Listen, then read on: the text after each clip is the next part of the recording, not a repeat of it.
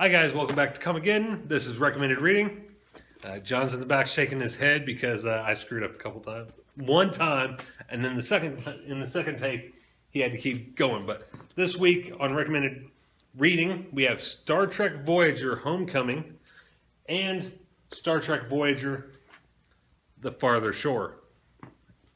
This is a two-part story. It's written by Christie Golden, who's co-written several episodes of Star Trek Voyager. Do you know the episodes? Or? Actually, I think it's listed in here.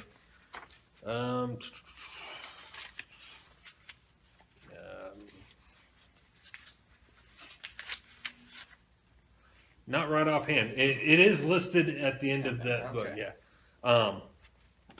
This takes place right after the TV series ends.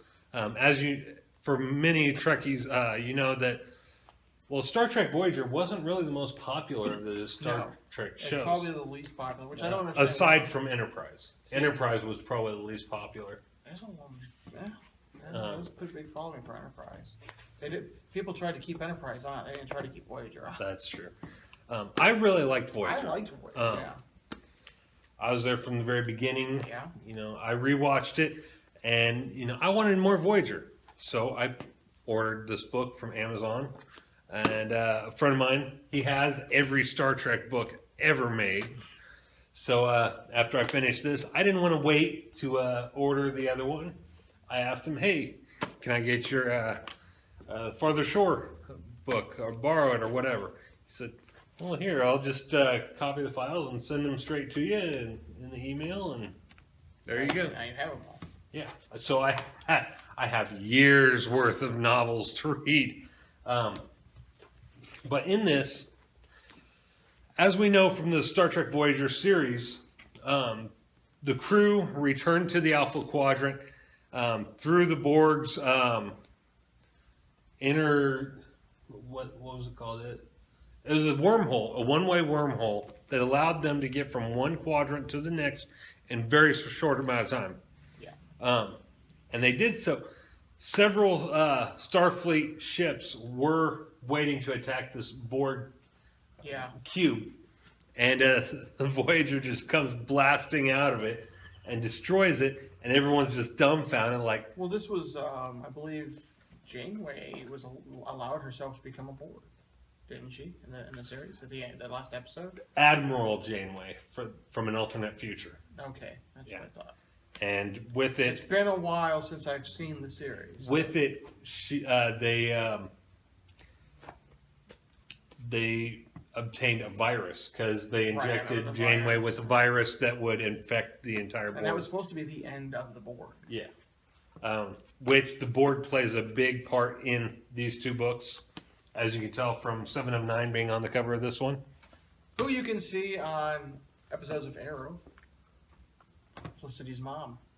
No, she wasn't. Yeah, it is. No. I'm pretty sure it is. No, it's not. I'm pretty sure it is. I'm pretty sure it's not. I'm pretty sure it is. First of all, Felicity's mom is way too short. Should I look it up? Yes, go ahead and look it up. She was, however, on, I believe, Numbers. Or no, not... Yeah, Numbers. From CBS. Anyway. Continue. I'll look this up. All right. Anyway. Everyone is very upset. The return of Voyager, they aren't really celebrated like they should have been because it was on the tail of the Dominion War.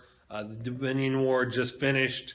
There had been a lot of casualties, which, for those of you who don't know, the Dominion War takes place in the last half of Deep Space Nine series. It was like 4 seasons of Dominion War, wasn't it?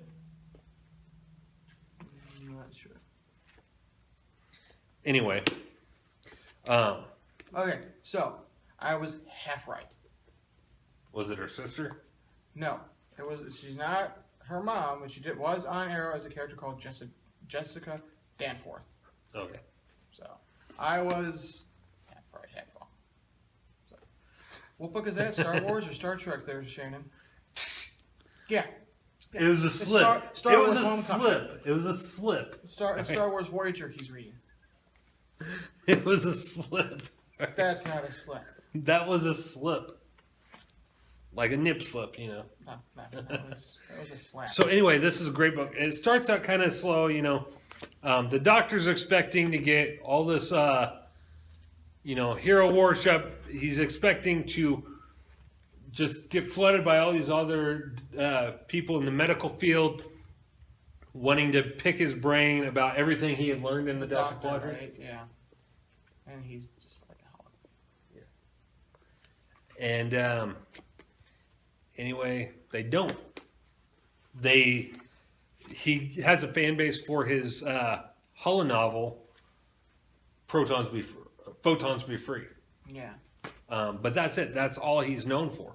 And in this novel, you're introduced to which was also introduced in, I think, the final season, if not the second to last season of Star Trek Voyager, holograms wanting freedom and rights, the same rights as on the X. If you remember, he had an inhibitor that actually allowed him to walk freely and go on away missions and stuff. Exactly. And Janeway is promoted to Admiral. All the Maquis crew members were offered positions in Starfleet. It isn't until the end of Further Shore that Chakotay announces that he is going to stay on with Starfleet, and that Janeway has been authorized to promote him to captain of Voyager. Nice. Which he ends up taking, I believe he takes Tom Paris as his first officer. Nice. Also, there's a backup story. Belana Torres, her mother actually didn't die like she thought. Oh, really? But that's all revealed in The Farther Shore. Now, can I interrupt you for a moment? Yes. Tom Paris, because this kind of goes along with what we were talking about earlier with Master Universe. Tom Paris is the actor. His first Next Generation. No, his first role was Masters of the Universe. Oh yeah, that's right. Yeah. Along with Courtney Cox. That's right. But the character of Tom Paris was actually introduced as a completely different character in Next Generation. He was one of the cadets. With Wesley Crusher. Yeah. But he had the exact same backstory, pretty much. Yeah, different character, but pretty much same attitude, same backstory. And both of their fathers were admirals and all that. But there's one character in this book, Admiral Montgomery, I think his name is. Mm-hmm. He's a very hard-nosed war hero veteran. He just got promoted to Admiral because he was a hero of the Dominion War. Which was taking place while Voyager was off. Yeah, in the Delta Quadrant. Delta Quadrant. Deep Space Nine, folks. Yeah. Montgomery, I imagine Montgomery, if they would have continued on TV and put Homecoming and The Further Shore as the next 2 seasons of Voyager, I imagine Montgomery would have been played by Clancy Brown. That's the type of characterization Admiral Montgomery had. Who you picture when you read it? Yes, that is exactly who I picture. He's kind of like a cross between, all of Clancy Brown's characters. He about killed Lego Vader. In Homecoming, you see him as a villain. But in Further Shore, it's revealed who the real villain is. I'm not going to spoil it for you. I want to know. Read the book. Very great books. I could not put them down. I read both 6 hours each. Took me 6 hours to read each. Straight through, or did you kind of? Kind of, sort of straight through. But yeah, I couldn't put it down. I put it down long enough to sleep and go to work and take care of the kids. But when I wasn't doing that, I did not turn the TV on at all for the past few days. Which for me is a big feat because I am addicted to television. Right. If I'm not watching it, it's at least on in the background while I'm on the computer. Right. Great story. Harry Kim's former fiance, if you recall from season 1, Harry Kim refused to even look at another girl on Voyager because he expected to get back to Earth to his fiance. Yeah. She's now a universe famous musician, but she's also works for Starfleet Intelligence. No one else knows because she was recruited after Harry went off to the Delta Quadrant, or got lost anyway. Yeah. So she put all of her effort that she would have used for Harry into her music, which made her a universe famous musician, which is always thought that Harry would be the universe famous musician, and she would basically be, you know, his girl Friday, you know. But Yeah. then she was recruited and was put on the case trying to bring charges against Admiral Montgomery. The Doctor is arrested by Admiral Montgomery because of the hologram rising up, going on strike, basically. 7 of 9 and Ichib are both arrested. Ichib, he was one of the younger Borgs that were. He was like the little brother type for 7 of 9. Oh, right. He really late in the series. Yeah. Yeah. But they're both arrested because a Borg virus breaks out, and it's revealed later, you know, what all that has to deal with. Basically, it's revealed in The Further Shore that the Borg virus was created by a new queen being created on Earth. Who was creating the Borg Queen on Earth? I can't tell you. It ruined the story for you. Wow. Great story. Once again, I couldn't put it down. This is what made Montgomery look like the villain of the story. Was he kept arresting Voyager crewmen. He was in charge of studying Voyager, all the refits that had been done to it in the Delta Quadrant, taking all of its technology. Him and his 8 lieutenants, who were all security members, once again, He's gonna kill Vader. Yeah. basically gutted Voyager, studying it. And yeah, there were 8 lieutenants who were in charge of, who were part of security for Voyager. They weren't allowed to let any former member of Voyager back on board, no matter what. Mm. Yeah. These guys are heroes, destroyers of the Borg. They get lost in, you know, different quadrants, And they're come all home, arrested. and now they're being treated like criminals. Because they think they're responsible for the Borg virus. And if they aren't, they think that 7 and 9 and Ichib are. And they think the Doctor is responsible for the holograms rising up and revolting, basically. Some of them were kind of revolting. But yeah, 2 great stories, amazing stories. I could not put them down. I'm not much of a reader, but I really love these stories. I'm going to have to move on next to, I believe it's Spirit Walk. It's a Chakotay story. But yeah, in the follow-up, the backup story where B'Elanna Torres goes to a Klingon spiritual world to try and find her mother. Hold on, wait, is Harry Kim still on the back with his girl? Or? Yes, he does. Okay. But he doesn't know that she's part of SI. And he doesn't even discover by the end of Further Shore. At least it's not said anyway.